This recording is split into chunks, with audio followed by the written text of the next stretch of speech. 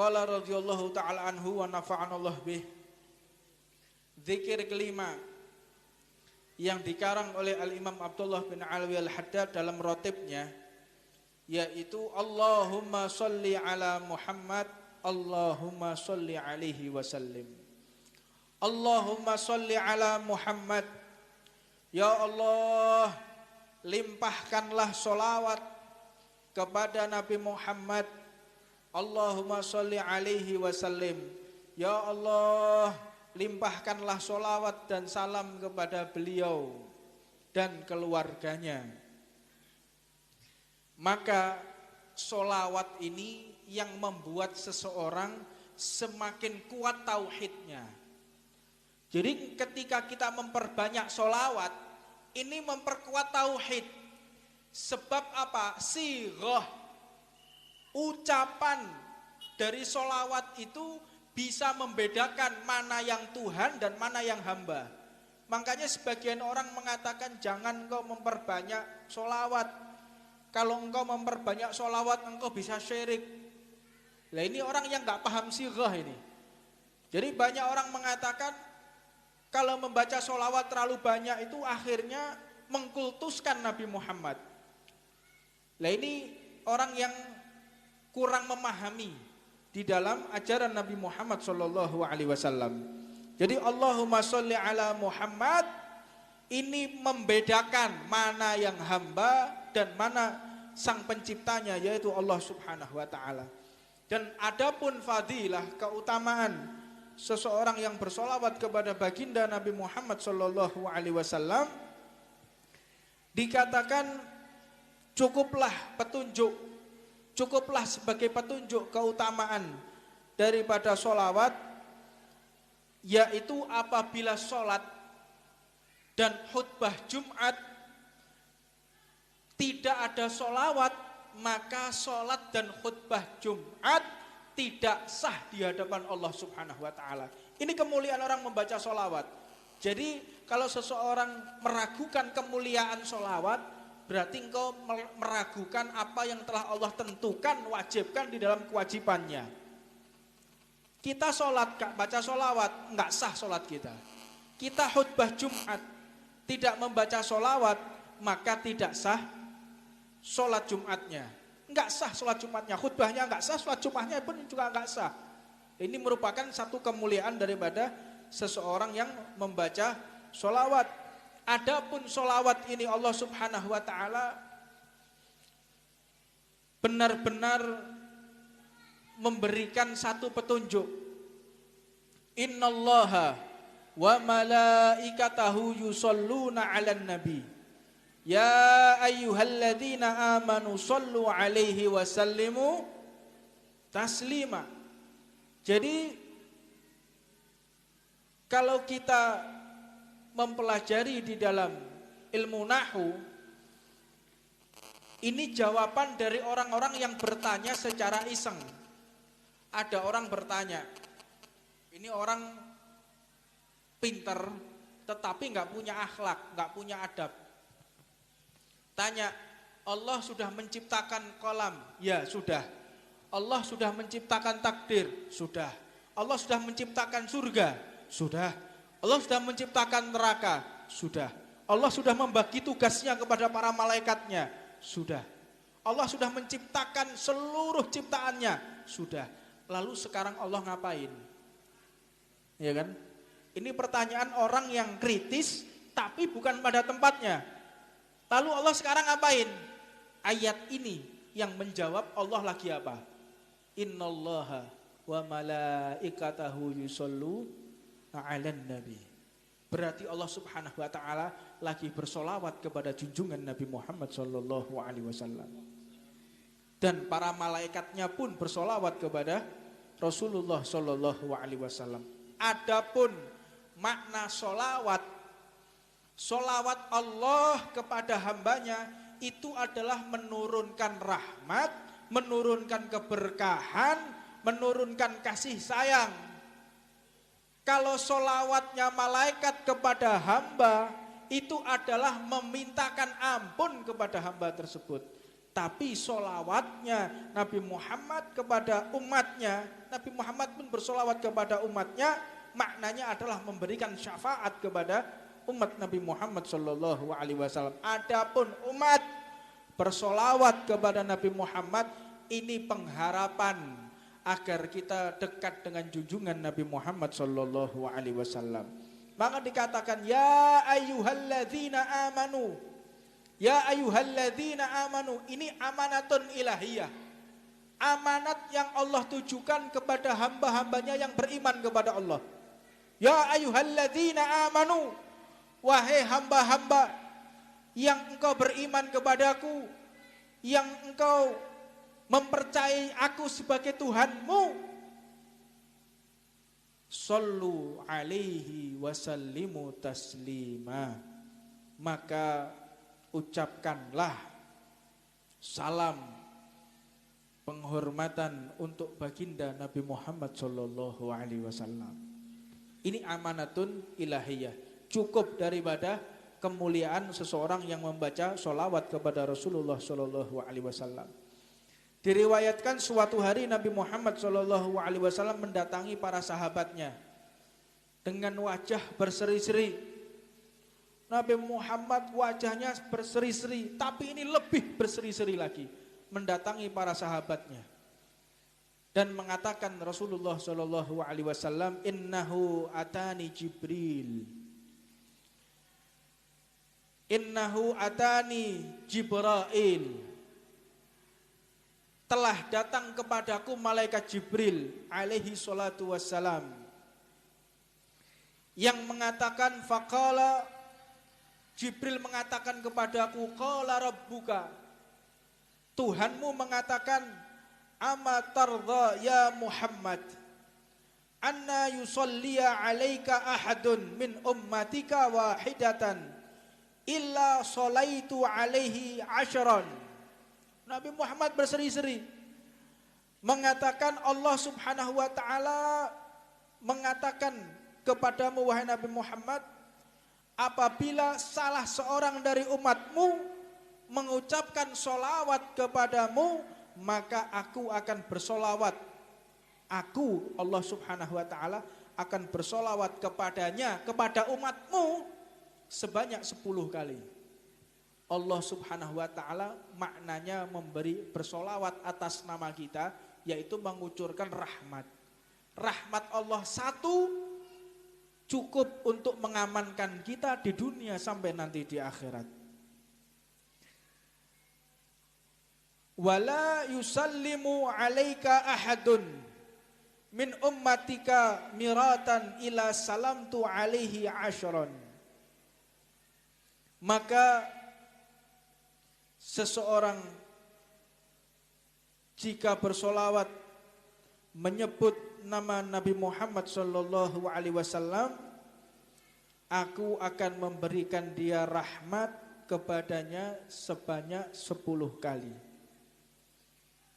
Ini merupakan satu perkara yang tidak sembarangan. Tatkala kita bisa menyebut Nabi Muhammad, siapa yang mengizinkan kita menyebut nama Rasulullah? Allah.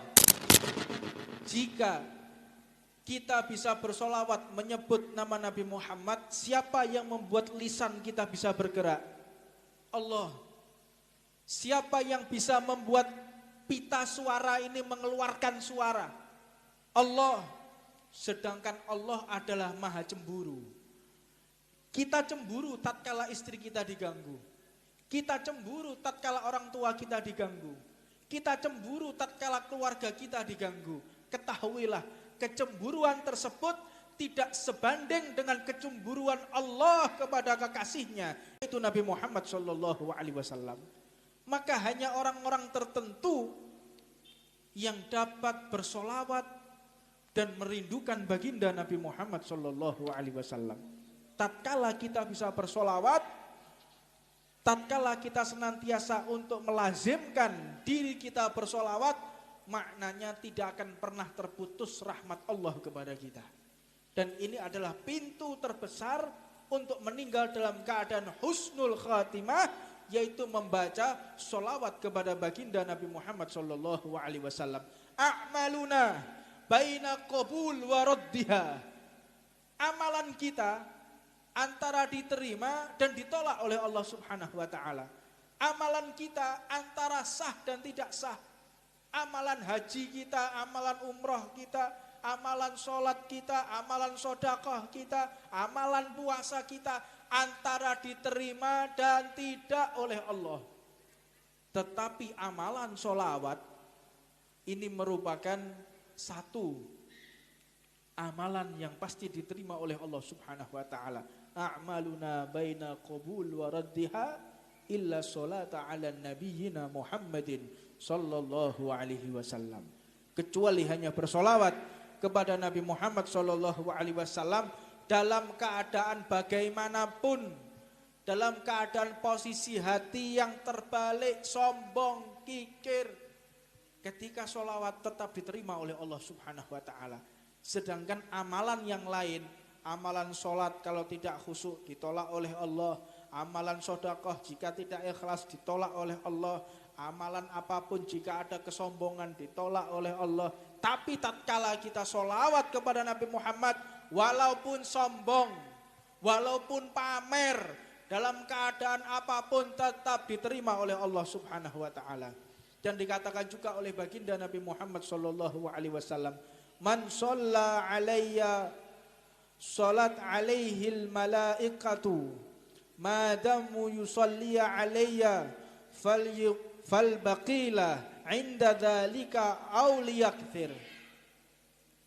Barang siapa bersolawat kepadaku, maka para malaikat ini akan bersolawat memohonkan ampun kepada hamba-hambanya Allah. Selama dia membacanya, maka selama itu pula malaikat tidak memutus istighfar atas nama orang tersebut. Maka bacalah olehmu sedikit atau banyak, semampu kalian, sekuat kalian untuk membaca sholawat kepada Nabi Muhammad sallallahu alaihi wasallam. Lalu bagaimana nilai maksimalnya sholawat? Ini juga diriwayatkan ketika sahabat Nabi Muhammad sallallahu alaihi wasallam bertanya, "Ya Rasulullah, aku gunakan 1/4 waktuku untuk bersolawat kepadamu. Bagaimana menurutmu ya Rasulullah? Jika engkau tambahkan, maka itu lebih baik." Kembali lagi sahabat tadi, "Ya Rasulullah, separuh waktuku aku gunakan untuk solawat. Bagaimana menurutmu? Engkau tambahkan lebih baik." Ini separuh waktu, Pak. Sehari semalam 12 jam digunakan solawat kepada Nabi Muhammad. Jawabannya apa? Bukan cukup, tapi ketika engkau tambahkan itu lebih baik, itu lebih afdol. Sampai kembali lagi, "Ya Rasulullah, 3/4 waktuku, 75% waktuku aku gunakan untuk bersolawat kepadamu. Bagaimana menurutmu wahai Nabi Muhammad? Jika engkau tambahkan lebih baik." Ini afdoliyah, kemuliaan seseorang yang membaca solawat kepada Nabi Muhammad sallallahu alaihi wasallam. Maka hamba tersebut, sahabat tersebut mendatangi Nabi Muhammad, "Wahai Nabi, saat ini seluruh waktuku aku gunakan untuk bersolawat kepada engkau." Maka itulah perbuatan yang dicintai oleh Allah Subhanahu wa taala. Jadi Nabi enggak mengatakan, "Jangan, engkau nanti syirik. Jangan, nanti imanmu turun. Jangan, nanti imanmu tergadaikan. Jangan, ketika engkau banyak sholawat, maka bisa mengganggu pemikiranmu, kecintaanmu kepadaku." Apakah itu yang diucapkan Nabi Muhammad? La, bukan. Nabi Muhammad menganjurkan semakin banyak engkau bersolawat, maka semakin mulia di hadapan Allah Subhanahu wa taala. "Inna aulan nas fi yaumil qiyamah aktsaruhum alayya salatan." Sesungguhnya manusia yang paling mulia di hari kiamat yaitu adalah orang yang paling banyak jumlahnya bersolawat kepada Nabi Muhammad sallallahu alaihi wasallam. Dalam hadisnya yang lain, Nabi Muhammad juga mengatakan, "Man shalla alayya min ummati kutibat lahu asrun hasanatin wa muhiyat anhu asyra sayiatin. Seseorang dari umatku ketika membaca sholawat, maka aku mendapatkan kabar gembira dari langit kalau umatku ini diangkat derajatnya oleh Allah 10 derajat dan dihapuskan 10 kesalahannya di muka bumi yang pernah dia kerjakan. Kita semuanya ini pernah maksiat. Terlebih adalah saya yang paling sering bermaksiat. Tatkala sholawat, maka kemaksiatan tadi dihilangkan oleh Allah Subhanahu wa ta'ala. Maka perbanyaklah engkau membaca sholawat kepada baginda Nabi Muhammad sallallahu alaihi wasallam. Dan dikatakan juga sebagian dari para sahabat meriwayatkan sebuah hadis dari Nabi Muhammad sallallahu alaihi wasallam, "Ma min majlisin yusalli fihi 'alan nabi illa qamat minhu raihatun thayyibatun hatta tablugha ananas sama." Suatu majelis seperti yang kita lakukan pada malam hari ini, apabila dibacakan sholawat kepada Nabi Muhammad sallallahu alaihi wasallam, maka tersebarlah harum majelis ini sampai ke langitnya Allah Subhanahu wa ta'ala. Tetapi ditutup oleh Allah. Apa sebab? Agar tidak menjadi fitnah di tengah masyarakat. Kalau seandainya Allah ini membuka hijab penutup gaib, bacaan sholawat itu tersebar sampai ke langitnya Allah Subhanahu wa ta'ala. Makanya di majelis Ar-Ridwan kita ini membaca sholawat kepada Nabi Muhammad, semuanya harus bagus. Semuanya harus bagus, semuanya harus mahal. Bukan berarti kita orang kaya, tidak. Menghargai apa yang diucapkan oleh baginda Nabi Muhammad. Bukan berarti kita mau wah-wahan, tidak. Bukan berarti kita mau pamer-pameran, tidak. Ini bacaan sholawat sangat agung sekali di hadapan Allah. Maka jika tidak dipersiapkan dengan baik, khawatir kita tidak mendapatkan syafaat dari Nabi Muhammad sallallahu alaihi wasallam. Makanya majelis kita majelis sholawat, soundnya harus bagus, panggungnya harus bagus, pakaiannya kita harus bagus, seragam kita harus bagus, rebana kita harus bagus, semuanya harus bagus. Apa sebab? Menghormati Nabi Muhammad sallallahu alaihi wasallam. Bukan untuk berpenampilan di hadapan manusia, karena manusia bukan memberikan syafaat kepada kita. Yang memberikan syafaat kepada kita adalah junjungan kita Nabi Muhammad sallallahu alaihi wasallam. Maka perlu kita tanamkan, untuk urusan syariat harus kita utamakan. Untuk urusan dakwah harus yang terbaik yang kita punya. Tapi kalau urusan pribadi, naik sepeda motor utangan tidak masalah, Pak. Tapi tatkala sepeda motor itu digunakan dakwah, harus sepeda motor yang terbaik. Ini cara kita menghormati dakwah Nabi Muhammad sallallahu alaihi wasallam. Sebagaimana Imam Malik itu kalau mau dakwah, Imam Malik bin Anas, guru daripada Imam Syafi'i, beliau itu kalau mau dakwah, ketika mau menyebutkan hadis, itu enggak mau pakai baju sembarangan. Tatkala ada orang tanya masalah hadis, tatkala beliau mau mengajarkan ilmunya Nabi Muhammad, itu beliau pakai baju yang paling bagus, pakai dupa, pakai wangi-wangian, pakai surban, ambil air wudhu, sikat gigi dulu. Setelah sikat gigi, pakai siwak, baru mengucapkan hadisnya Nabi Muhammad sallallahu alaihi wasallam. Ini adalah ajaran yang diwariskan oleh para salaf kita. Ajaran yang diajarkan oleh para leluhur kita. Bukan berarti kita berpenampilan di dalam majelis untuk dilihat manusia. Salah. Kita berpenampilan di dalam majelis hanya ingin mendapatkan ridho dari baginda Nabi Muhammad sallallahu alaihi wasallam. Dan dikatakan faqulul malaikah, tatkala ada umat Nabi Muhammad duduk membaca sholawat, bau harum sampai kepada langitnya Allah. Faqulu malaikat, maka para malaikat ini mengatakan, hadza raihatu majlis yusalli fihi ala Nabi Muhammad sallallahu alaihi wasallam.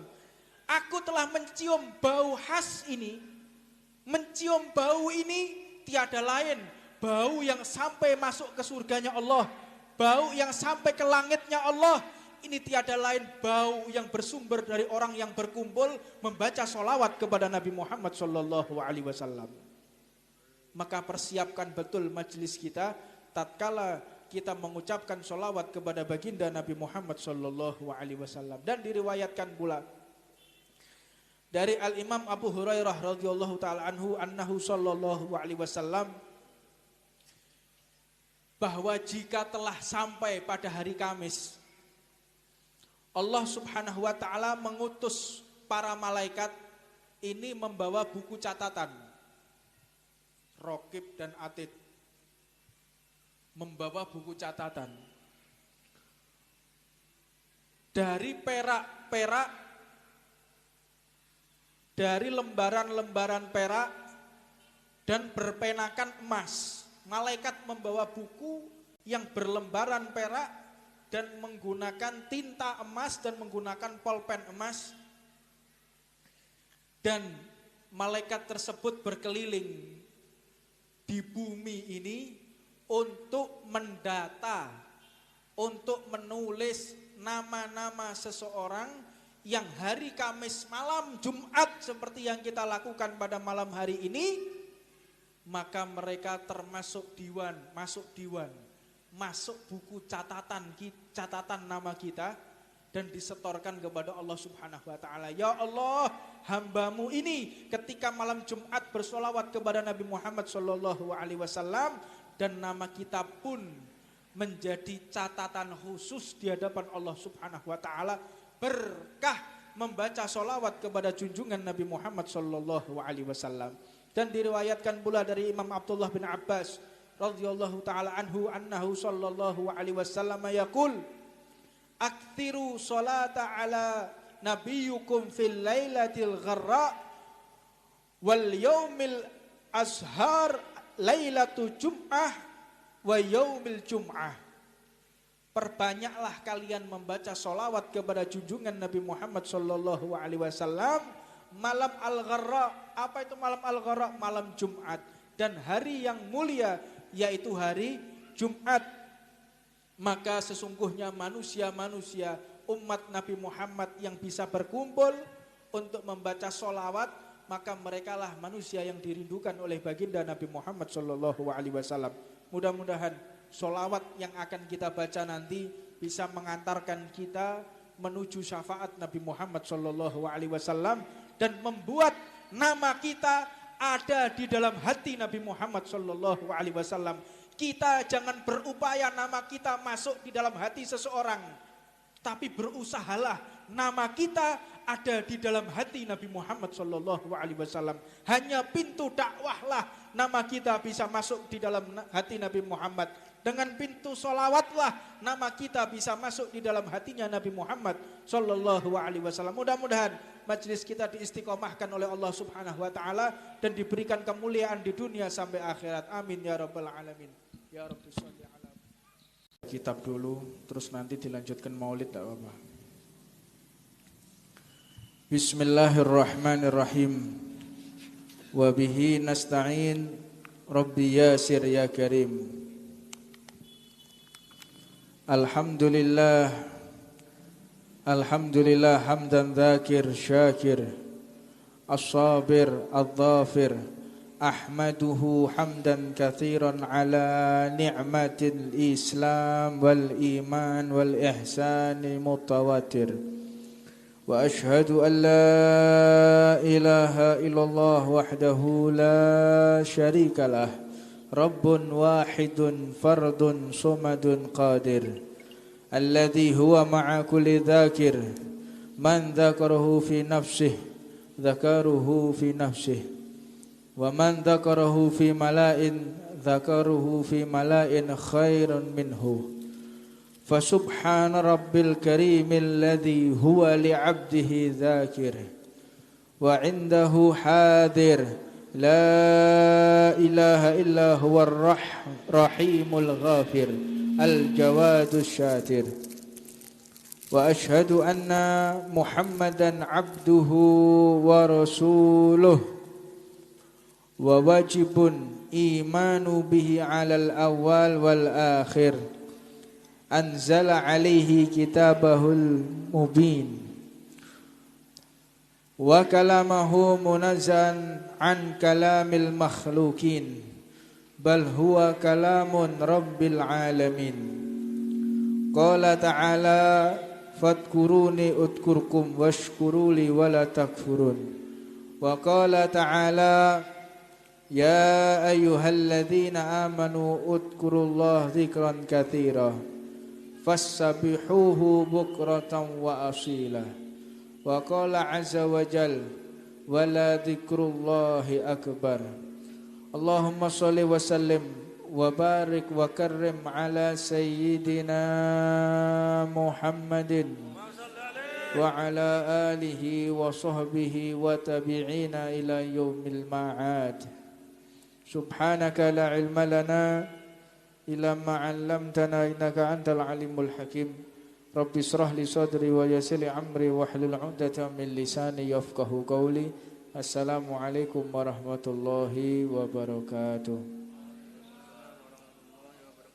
Alhamdulillah, puja dan puji syukur kita haturkan kepada Allah Subhanahu wa taala atas kemuliaan yang Allah berikan kepada kita berupa nikmat ilmunya baginda Nabi Muhammad sallallahu alaihi wasallam. Tidak ada yang lebih mulia di muka bumi ini kecuali kita menimba ilmunya Rasulullah sallallahu alaihi wasallam. Maka dengan menimba ilmu Rasulullah kita menjadi tahu, menjadi faham dan bisa menempatkan diri pada tempatnya.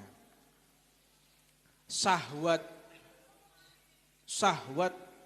bagi laki-laki itu bisa menjadi kemuliaan, bisa menjadi kemaksiatan, tergantung kapan dan di mana.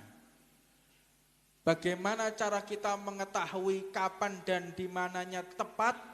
Tiada lain petunjuknya dari pintunya Nabi Muhammad sallallahu alaihi wasallam.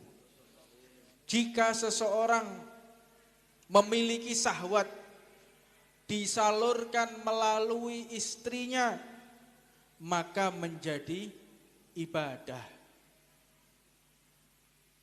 Dan kapan waktunya? Tidak dalam keadaan berpuasa, tidak dalam keadaan haji.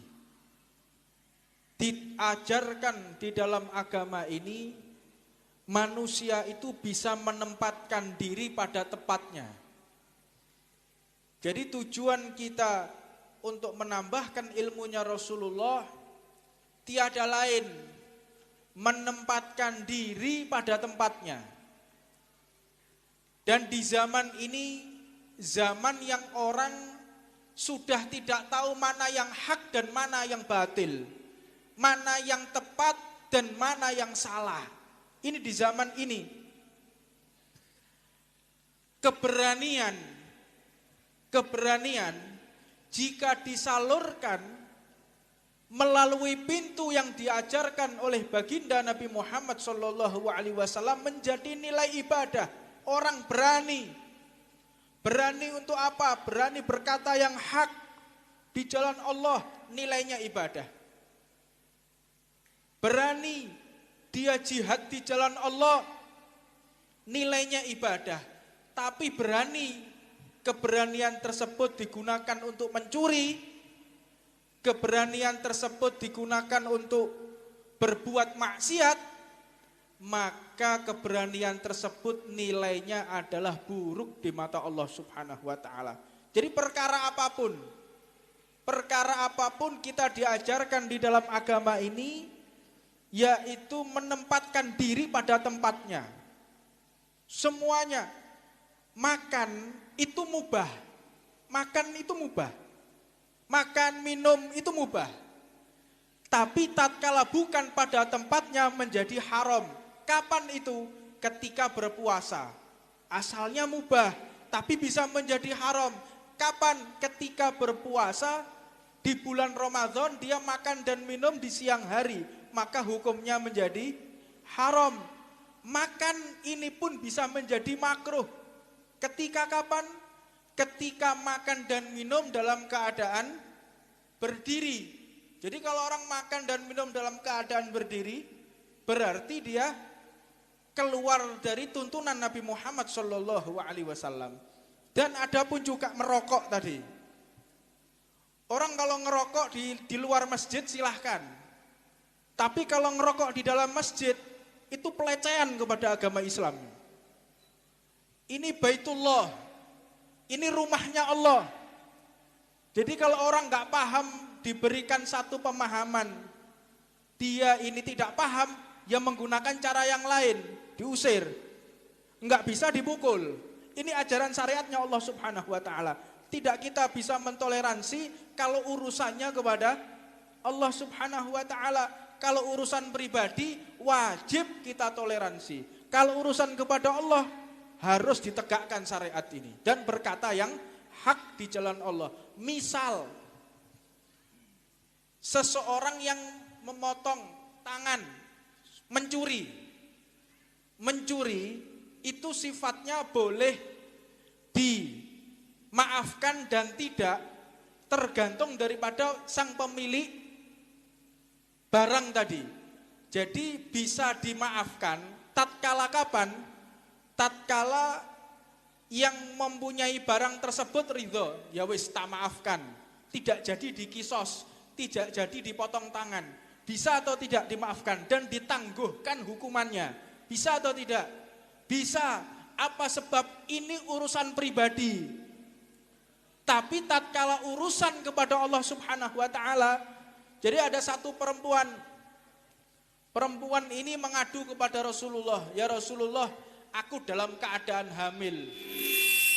Aku dalam keadaan hamil. Lalu bayi yang aku kandung ini, bayi yang ada di dalam perutku ini hasil zina ini ya Rasulullah. Ini hasil zina. Aku ingin bertaubat, aku ingin kembali kepadamu. Gimana caranya? Kata Rasulullah, ya wis, nanti usia kandungan 3 bulan, engkau kembali lagi ke sini. Ini urusannya kepada Allah, bukan urusan masalah pribadi. Ketika usia kandungan umur 3 bulan, engkau ke sini lagi. Ya, ketika umur 3 bulan dilihat oleh Rasulullah, ya Rasulullah, usia kandunganku sudah 3 bulan. Kata Nabi Muhammad, umur 6 bulan engkau datang lagi ke sini. Usia kandunganmu 6 bulan, engkau datang lagi ke sini. Ketika usia 6 bulan mendatangi Rasulullah, diberi arahan lagi, ketika usia 9 bulan waktunya engkau melahirkan, kembali lagi ke sini.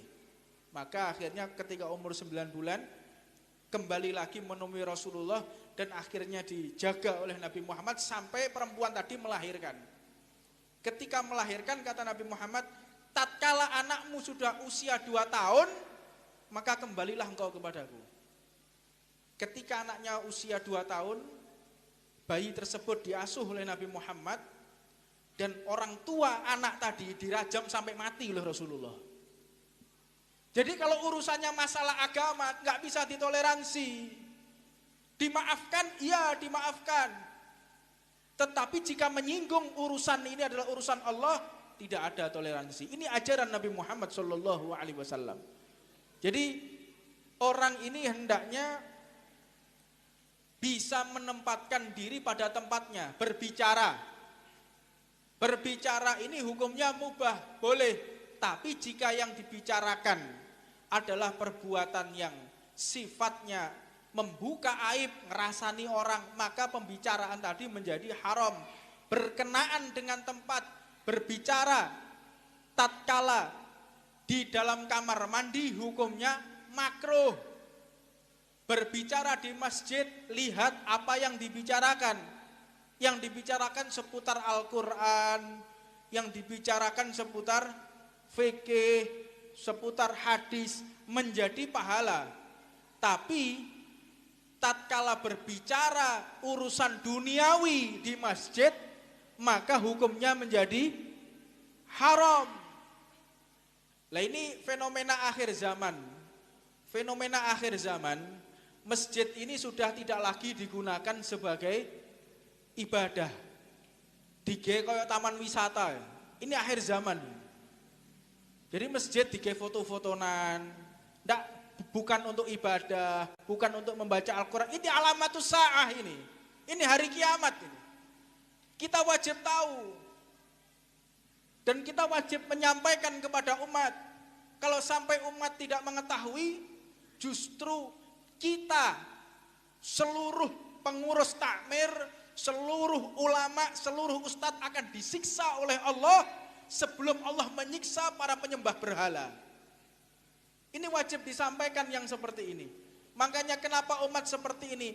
Orang itu sekarang mulai takut menyampaikan kebenaran-kebenaran yang telah Allah ajarkan. Wedi. Nanti kalau saya ngomong seperti ini, jamaah saya pada lari semua. Nanti kalau saya ngomong seperti ini, tidak ada orang yang mau datang ke majelis saya. Berarti engkau dakwah hanya untuk manusia, bukan untuk Allah subhanahu wa ta'ala. Maka dari itu, kalamul haq, ucapan yang hak di jalan Allah subhanahu wa ta'ala, wajib kita sampaikan. Maka dari itu, penting seseorang ini mengerti adab, mengerti akhlak, tata cara.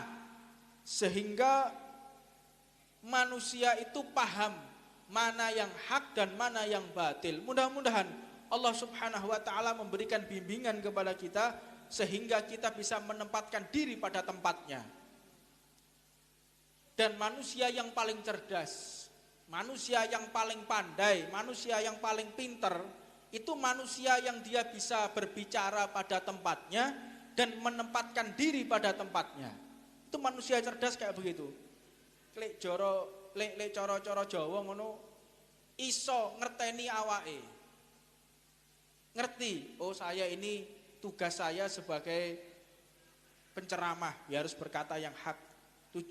Saya ini sebagai pejabat berarti harus membuat peraturan yang sifatnya mendukung umat Islam. Ini orang ngerti pada tempatnya. Lah tatkala mereka itu tidak mengerti pada tempatnya, justru peran dia akan merusak daripada umat Nabi Muhammad SAW. Maka sampailah kita di dzikir yang kelima. Qala radhiyallahu ta'ala anhu wa nafa'anallah bih. Dzikir kelima yang dikarang oleh Al-Imam Abdullah bin Alwi Al-Haddad dalam rotibnya, yaitu Allahumma sholli ala Muhammad, Allahumma sholli alaihi wasallim. Allahumma sholli ala Muhammad. Ya Allah, limpahkanlah sholawat kepada Nabi Muhammad. Allahumma sholli alaihi wasallim. Ya Allah, limpahkanlah sholawat dan salam kepada beliau dan keluarganya. Maka sholawat ini yang membuat seseorang semakin kuat tauhidnya. Jadi ketika kita memperbanyak sholawat, ini memperkuat tauhid. Sebab apa? Sighah, ucapan dari sholawat itu bisa membedakan mana yang Tuhan dan mana yang hamba. Makanya sebagian orang mengatakan jangan engkau memperbanyak sholawat. Kalau engkau memperbanyak sholawat engkau bisa syirik. Nah ini orang yang gak paham sighah ini. Jadi banyak orang mengatakan kalau membaca sholawat terlalu banyak itu akhirnya mengkultuskan Nabi Muhammad. Nah ini orang yang kurang memahami di dalam ajaran Nabi Muhammad SAW. Jadi Allahumma sholli ala Muhammad ini membedakan mana yang hamba dan mana sang penciptanya, yaitu Allah subhanahu wa ta'ala. Dan adapun fadilah, keutamaan seseorang yang bersolawat kepada baginda Nabi Muhammad SAW, dikatakan cukuplah petunjuk, cukuplah sebagai petunjuk keutamaan daripada sholawat, yaitu apabila sholat dan khutbah Jumat tidak ada solawat, maka sholat dan khutbah Jumat tidak sah di hadapan Allah Subhanahu wa ta'ala. Ini kemuliaan orang membaca solawat. Jadi kalau seseorang meragukan kemuliaan solawat, berarti engkau meragukan apa yang telah Allah tentukan, wajibkan di dalam kewajibannya. Kita sholat, gak baca solawat, gak sah sholat kita. Kita khutbah Jumat, tidak membaca solawat, maka tidak sah sholat Jumatnya. Enggak sah sholat Jumatnya, khutbahnya enggak sah, sholat Jumatnya pun juga enggak sah. Ini merupakan satu kemuliaan daripada seseorang yang membaca solawat. Adapun solawat ini Allah Subhanahu wa ta'ala benar-benar memberikan satu petunjuk. Innallaha wa malaikatahu yusholluna 'alan nabi. Ya ayyuhalladzina amanu shollu 'alaihi wa sallimu taslima. Jadi kalau kita mempelajari di dalam ilmu nahwu, ini jawaban dari orang-orang yang bertanya secara iseng. Ada orang bertanya, ini orang pinter tetapi nggak punya akhlak, nggak punya adab. Tanya, Allah sudah menciptakan kolam? Ya sudah. Allah sudah menciptakan takdir? Sudah. Allah sudah menciptakan surga? Sudah. Allah sudah menciptakan neraka? Sudah. Allah sudah membagi tugasnya kepada para malaikatnya? Sudah. Allah sudah menciptakan seluruh ciptaannya? Sudah. Lalu sekarang Allah ngapain? Ya kan? Ini pertanyaan orang yang kritis tapi bukan pada tempatnya. Lalu Allah sekarang ngapain? Ayat ini yang menjawab Allah lagi apa? Innallaha wa malaikatahu yusholluna 'alan nabi. Berarti Allah Subhanahu wa ta'ala lagi bersolawat kepada junjungan Nabi Muhammad sallallahu alaihi wasallam. Dan para malaikatnya pun bersolawat kepada Rasulullah sallallahu alaihi wasallam. Adapun makna solawat, solawat Allah kepada hambanya itu adalah menurunkan rahmat, menurunkan keberkahan, menurunkan kasih sayang. Kalau solawatnya malaikat kepada hamba, itu adalah memintakan ampun kepada hamba tersebut. Tapi solawatnya Nabi Muhammad kepada umatnya, Nabi Muhammad pun bersolawat kepada umatnya, maknanya adalah memberikan syafaat kepada umat Nabi Muhammad sallallahu alaihi wasallam. Adapun umat bersolawat kepada Nabi Muhammad, ini pengharapan agar kita dekat dengan junjungan Nabi Muhammad sallallahu alaihi wasallam. Maka dikatakan ya ayyuhalladzina amanu. Ya ayyuhalladzina amanu, ini amanatun ilahiyah. Amanat yang Allah tujukan kepada hamba-hambanya yang beriman kepada Allah. Ya ayyuhalladzina amanu, wahai hamba-hamba yang engkau beriman kepadaku, yang engkau mempercayai aku sebagai Tuhanmu,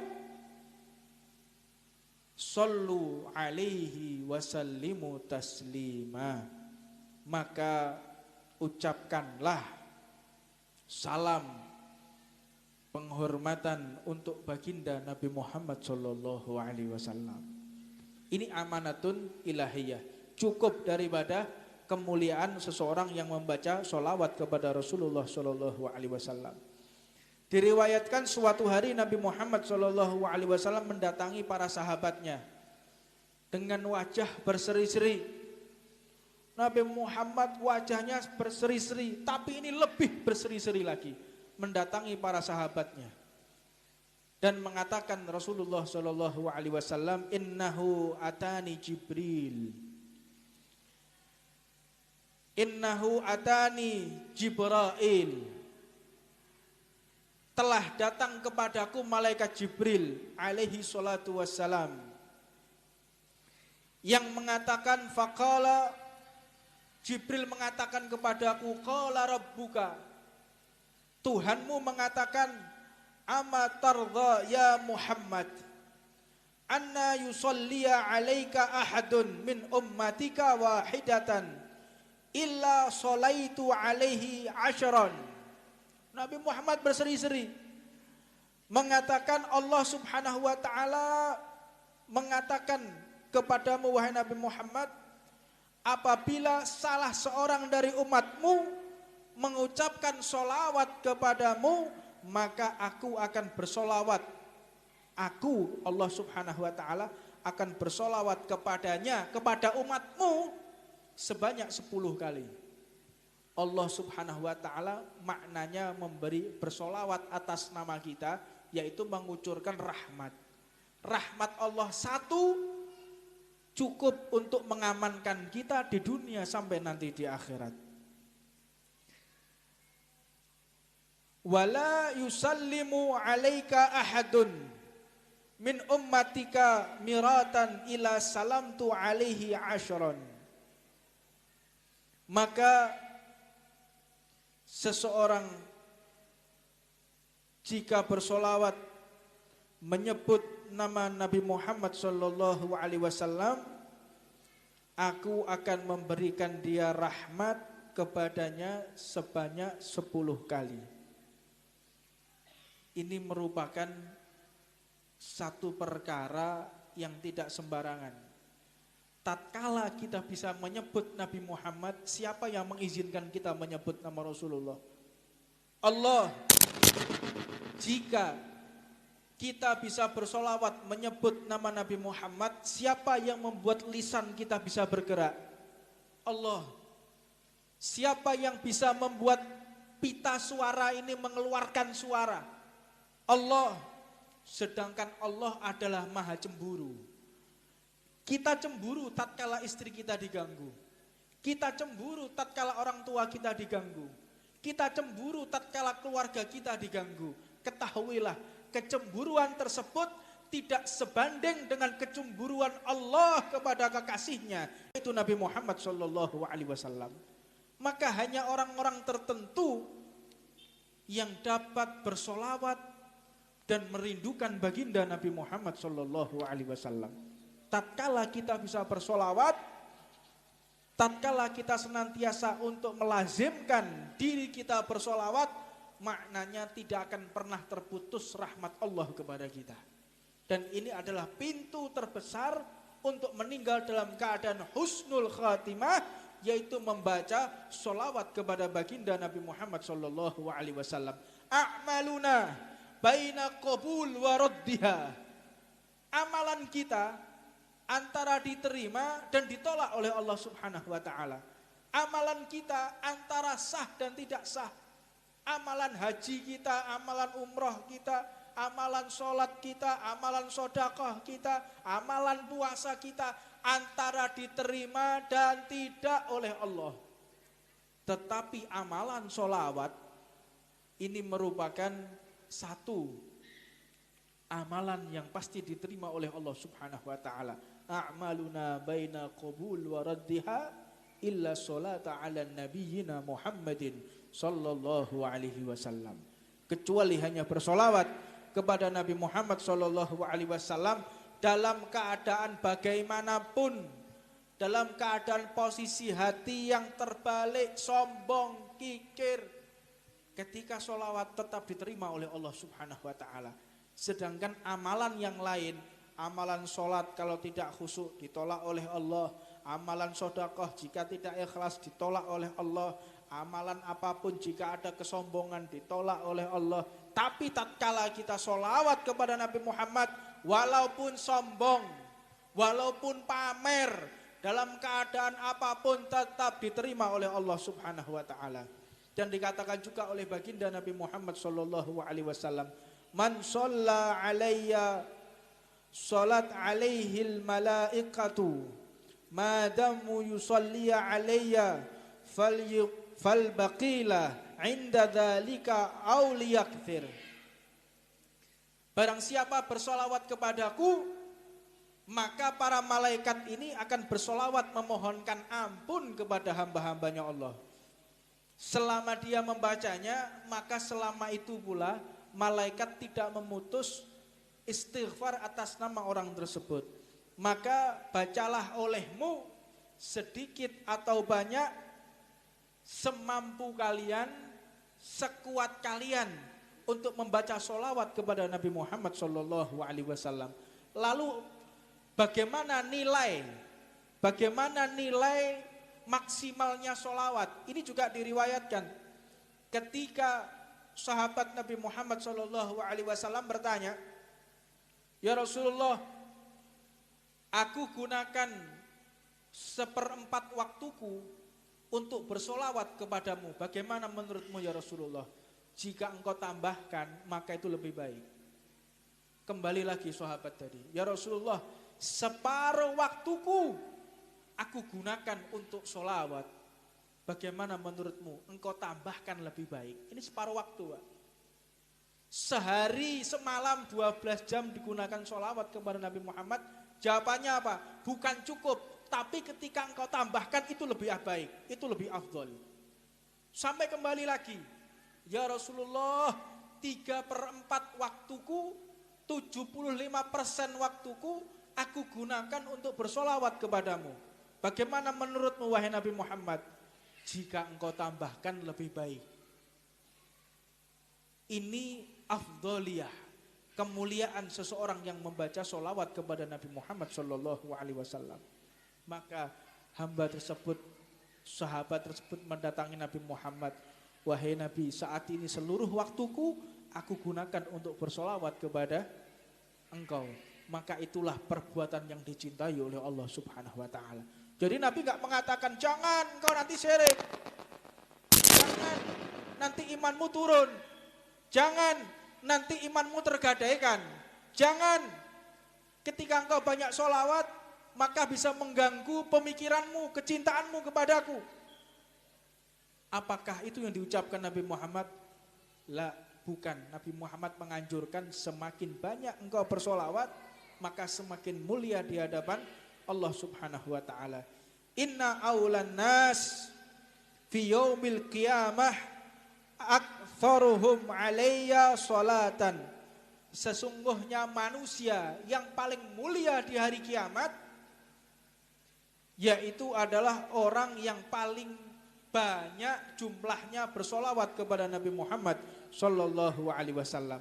Dalam hadisnya yang lain, Nabi Muhammad juga mengatakan, man shalla alayya min ummati kutibat lahu ashrun hasanatin wa muhiyat anhu asyra sayiatin. Seseorang dari umatku ketika membaca sholawat, maka aku mendapatkan kabar gembira dari langit kalau umatku ini diangkat derajatnya oleh Allah 10 derajat dan dihapuskan 10 kesalahannya di muka bumi yang pernah dia kerjakan. Kita semuanya ini pernah maksiat. Terlebih adalah saya yang paling sering bermaksiat. Tatkala sholawat, maka kemaksiatan tadi dihilangkan oleh Allah Subhanahu Wa Taala. Maka perbanyaklah engkau membaca sholawat kepada baginda Nabi Muhammad Sallallahu Alaihi Wasallam. Dan dikatakan juga, sebagian dari para sahabat meriwayatkan sebuah hadis dari Nabi Muhammad Sallallahu Alaihi Wasallam, ma min majlisin yusalli fihi 'alan nabi illa qamat minhu raihatun thayyibatun hatta tablugha ananas sama. Suatu majelis seperti yang kita lakukan pada malam hari ini, apabila dibacakan sholawat kepada Nabi Muhammad Sallallahu Alaihi Wasallam, maka tersebarlah harum majelis ini sampai ke langitnya Allah Subhanahu Wa Taala. Tetapi ditutup oleh Allah. Apa sebab? Agar tidak menjadi fitnah di tengah masyarakat. Kalau seandainya Allah ini membuka hijab penutup gaib, bacaan sholawat itu tersebar sampai ke langitnya Allah Subhanahu Wa Taala. Makanya di majelis Ar-Ridwan kita ini membaca sholawat kepada Nabi Muhammad, semuanya harus bagus, semuanya harus bagus, semuanya harus mahal. Bukan berarti kita orang kaya, tidak. Menghargai apa yang diucapkan oleh baginda Nabi Muhammad. Bukan berarti kita mau wah-wahan, tidak. Bukan berarti kita mau pamer-pameran, tidak. Ini bacaan sholawat sangat agung sekali di hadapan Allah. Maka jika tidak dipersiapkan dengan baik, khawatir kita tidak mendapatkan syafaat dari Nabi Muhammad SAW. Makanya majelis kita majelis sholawat, soundnya harus bagus, panggungnya harus bagus, pakaiannya kita harus bagus, seragam kita harus bagus, rebana kita harus bagus, semuanya harus bagus. Apa sebab? Menghormati Nabi Muhammad SAW.